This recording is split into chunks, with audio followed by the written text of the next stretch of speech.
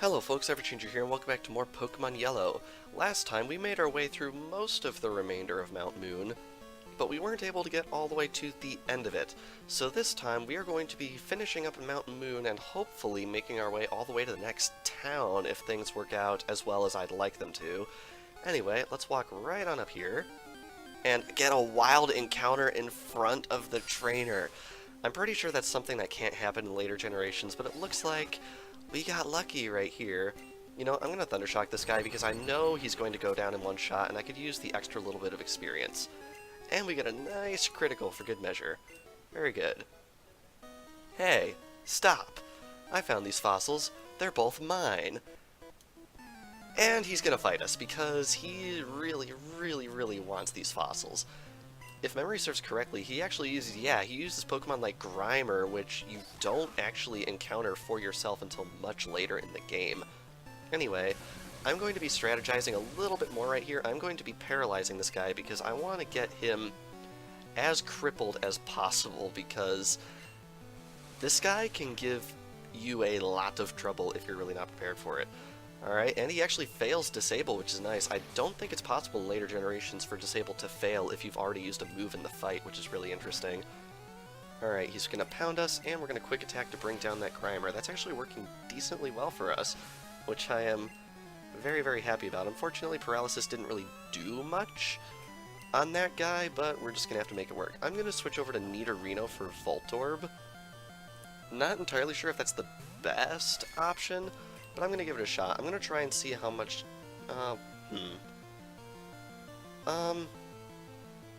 I'll use Double Kick, because if you get a critical hit on Double Kick, it can be incredibly overpowered in Generation 1. Alright, a little more than half, which I'm really appreciative of, and, oh, he's going to use Screech. That is an awful sound. Alright, gonna Double Kick again, and that should almost assuredly bring this guy down. Wow, now we get the critical. Really? Now we get the critical? Ay. Alright, up next is Coughing. I'm going to keep in against Coughing. Coughing is a Poison-type Pokemon, as you might imagine, and I really don't want Pikachu to get poisoned because that could be really bad for us, especially considering I don't think we actually have an antidote. We might, but the thing is, Nidorino is Poison-type, and at least in later games, Poison-types can't themselves be poisoned, and I think that's still true in Generation 1. So, yeah. With that, we Horn Attack this guy, and that fight actually went a lot better than I was expecting it to. And Nidorino grows to level 18, which is awesome. And we defeated the Super Nerd.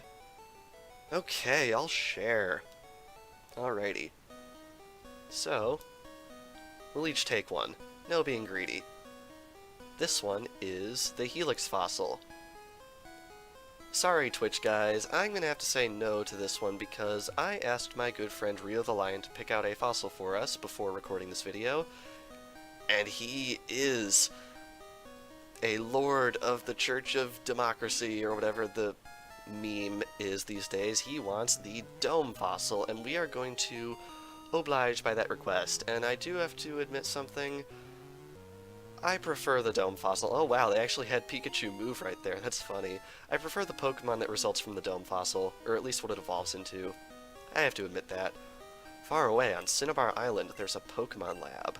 They do research on regenerating fossils. That is actually a very relevant line for much later in the game. So keep this bit of text in mind for when we eventually get there. Anyway, I'm going to use another one of my potions on Pikachu right here, because we actually have another fight coming up. I mentioned last episode that there was actually a Team Rocket guy I was expecting to be a little south of here, but he's not. That's because they removed him in yellow and replaced him with, I was going to do a thing game, and oh wow, Paris actually is here, which is surprising to me. Alright, I guess we're going to attempt to catch this thing, because we don't have it yet, and we could use the data, and unfortunately, Electric doesn't do nearly as much against this thing as I would have ideally liked it to, but we can make this work. Oh no! Oh, that's bad. Oh, that's not good. Alright, so that's a thing that we currently have to deal with, which I am not looking forward to. I'm gonna throw that back in his face, paralyze that Paris, man. I knew in the back of my mind something like that could possibly happen. I just didn't want to accept that it was an eventuality we might be faced with. But luckily, we at least made it out of here with a Paris. Out of Pokeballs, but we got it. Paris burrows under the ground to gnaw on tree roots. The mushrooms on its back absorb most of the nutrition. Very good. What's not good is my Pikachu is currently paralyzed, which is bad. Like, really, really, really bad. And I don't think I have any items here to deal with it. No, I don't, which is not good. So I think we're going to switch Nidorino out into the front and let him/her address this, because as you can tell, aside from the Nidoran family, gender is not a thing in Pokemon Red, Blue, or Yellow at all. Alright, anyway, that thing I was going to do, they took out that one Team Rocket guy and replaced him with this. Stop right there. Yep. That fossil is Team Rocket's. Surrender now or prepare to fight. Yep. If the anime reference in Pikachu wasn't as heavy-handed enough, now we have Jesse and James coming after us. However, they are known simply as Rocket, and they still only fight us in single battles. They use the exact same Pokemon that they use in the TV show. First up is Ekans, or Ekans, or however you say it. I'll be honest, I'm not entirely positive how to pronounce this one. Alright, please don't let poisoning of poison types be a thing in this game, because that would ruin me right here, and I'm really, really not looking forward to being ruined. Alright, next up is Meowth, which emerges from a Pokeball because they were too lazy to do the whole sliding animation. And unlike the Meowth in the TV show, this one can actually attack you with moves like Scratch and things like that, although I believe the Meowth in the show can use moves like that, it just won't use them too terribly often. Anyway, thank goodness we had that evolution for Nidorino a couple of episodes ago, because I have a feeling our lives would be made a lot more difficult right here if we did not have access to this kind of power, because Pikachu being paralyzed, really, really, really not good. Alright, get a lot of experience for that, level 19. Awesome. Trying to learn Poison Sting. Now, I will admit, Poison Sting is objectively garbage. I'm just gonna delete, I'll delete Tackle because Horn Attack's just on paper better. I'm gonna delete Tackle just because Poison Sting has a chance of inflicting poison. That's really the only reason I'm taking it right now. And we defeated Team Rocket. A brat beat us? Yep, they don't change it to twerp, they instead use the Japanese term of brat. Team Rocket blast off at the speed of light. And poof, they're gone. I know, it's a little clunky because it's on the Game Boy, but I still think it's a really amusing reference. Anyway, I believe all we have left to do is leave the cave, finally! We are on the other side of Mount Moon, and I am so, so, so glad for that. Man, oh man. Anyway, right up here, I want to say there's a hidden item somewhere. There is a Great Ball, our first instance of a Pokeball that is not just a regular Pokeball. The Great Ball, I believe, has a 1.5 times catch rate compared to a regular Pokeball. Right up there in Fire and Leaf Green, there are move tutors for Mega Punch and Mega Kick, which is really, really neat. As you noticed, Mega Punch and presumably Mega Kick are both TMs in Generation 1, but they wanted you to have access to that kind of stuff in Fire Red and Leaf Green to make it still a little bit more loyal to the originals, so they added that type of thing in, which I think is really cool. They did that with a lot of moves like that in Fire Red and Leaf Green, so if you're wondering what was up with all the move tutors in that game, that's why. Right here we have TM04, which I want to say is... Well, actually, I'll be honest, I have no freaking idea what this could be. Let's check it out. It's Whirlwind. Yeah, I would not have guessed Whirlwind. Whirlwind is a move that forces either your opponent, if they are a trainer, to switch, or the wild Pokemon to abandon the battle and end it immediately. And it looks like, yes, this is actually the game where you can backtrack if you have Surf. You can actually navigate to this area later on in the game, and you'll be able to fight that trainer up there. However, in our current situation, we cannot access that trainer, so we just have to hop down this ledge. And once you hop down there, there's no going back for a little bit. There's also a little bit of grass right here. Is there an item over here? I'm assuming there's not, but what there is a wild Pokemon, and it is something we've already seen before, so not the most major thing in the world, although I think there might be a Pokemon here that we don't have yet. I'm not going to stress out about finding it at the moment. Alright, so we're going to double kick you right there, and down it goes. And let's head back out of this grass. Yes, we were able to get out without any more wild encounters. And we are here in Cerulean City, and man oh man am I seeing blue. I am seeing blue so hard right now. Alright, first things first, before we do anything else, we want to head into the Pokemon Center because Pikachu is not feeling all too great. So we are going to be healing up right there. Alright, 1, 2, 3, 4, 5, 6. Very good. And with that, our Pikachu is fighting fit. Very good. Alright, now I think I want to switch Pikachu into the front right here because the Pokemon gym in this town is incredibly weak to what Pikachu can dish out, so we want to keep that in mind. Cerulean City, a mysterious blue aura surrounds it, and this sign over here, Cerulean City Pokemon Gym, leader Misty, the tomboyish mermaid. Very cool. You're a trainer too? Collecting, fighting, it's a tough life. It is a pretty tough life.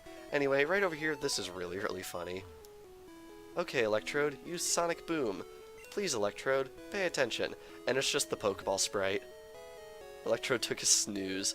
Oh, I love that. Anyway, just because I'm curious, can you buy Repel in this town? You can. So yeah, they definitely burn you on that one because you can only buy Repel after you've gone through that awful, awful dungeon. Also, I could have sworn Potion was 200 in later games. Maybe I'm just crazy.